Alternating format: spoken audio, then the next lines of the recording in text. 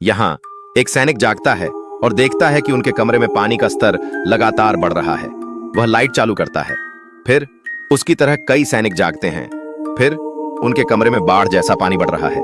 फिर एक व्यक्ति शौचालय को देखकर उसके माध्यम से आने वाली ऑक्सीजन का उपयोग करने के लिए कहता है, इसलिए हर कोई शौचालय के पास जाता है। लेकिन एक व्यक्ति उनके विपरीत तैरता है और दरवाजा खोलने की कोशिश करता है, लेकिन वह मजबूती से बंद होता है। इसी समय अन्य सैनिक शॉवर से पाइप को हटाते हैं और उसे शौचालय के छेद में डाल देते हैं और उसमें से आने वाली ऑक्सीजन में सांस लेते हैं। लेकिन यह सैनिक किसी और की तरह नहीं है और वह उसके पीछे के कांच के पास जाता है और उस पर मारता रहता है। अब उच्च स्तरीय एजेंटों का चयन करने के लिए किया जा रहा है। वह कहता है कि जो भी बच जाएगा वह अगले दौर के लिए चुना जाएगा।